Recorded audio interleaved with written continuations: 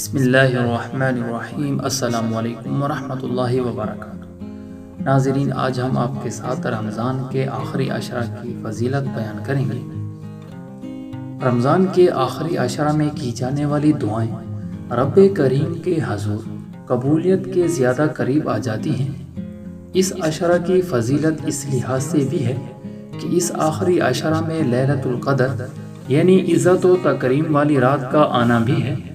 شب قدر ایک ایسی رات ہے جس میں کی جانے والی عبادت کا درجہ 1000 مہینوں کی راتوں کی عبادت کے مطابق ہے۔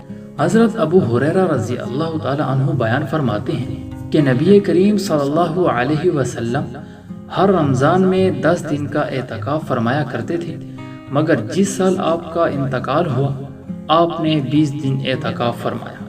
حضرت امام حسین رضی اللہ تعالیٰ عنہ سے روایت ہے کہ رسول اللہ صلی اللہ علیہ وسلم نے ارشاد فرمایا کہ جس شخص نے رمضان المبارک میں آخری 10 دنوں کا اعتکاف کیا تو گویا کہ اس نے 2 حج اور 2 عمرے ادا کیے ہوں۔ آخری عشرہ میں ہمیں لیلۃ القدر کی تلاش کرنا ہے۔ لیلۃ القدر کی تلاش کا بہترین طریقہ طاق راتوں میں قیام ہے۔ نبی کریم صلی اللہ علیہ وسلم نے ارشاد فرمایا، لیلۃ القدر کو رمضان المبارک کے آخری عشرہ کی طاق راتوں یعنی 21، 23، 25، 27 اور 29 میں تلاش کرو۔ احادیث میں ذکر ہے، حضرت عائشہ رضی اللہ تعالی عنہما فرماتی ہیں جب آخری عشرہ شروع ہوتا تو آپ صلی اللہ علیہ وسلم کمر بستہ ہو جاتے تھے، ساری رات جاگتے اور گھر والوں کو بھی جگاتے تھے۔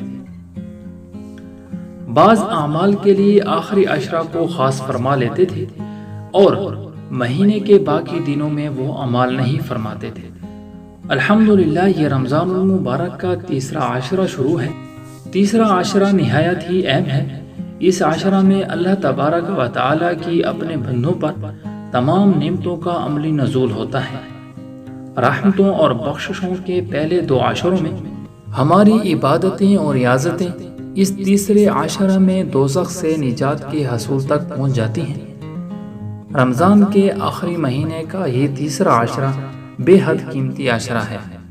ناظرین، ہمیں چاہیے کہ ہمیں اس موقع سے فائدہ اٹھانا چاہیے کہ اس آخری عشرہ میں ہمیں اپنی بخشش کروا لینی چاہیے، ہمیں زیادہ سے زیادہ عبادت کرنی چاہیے، اللہ تعالیٰ کے حضور رو رو کر گڑ گڑا کر دعائیں کرنی چاہیے اور اپنے گناہوں کی معافی مانگنی چاہیے۔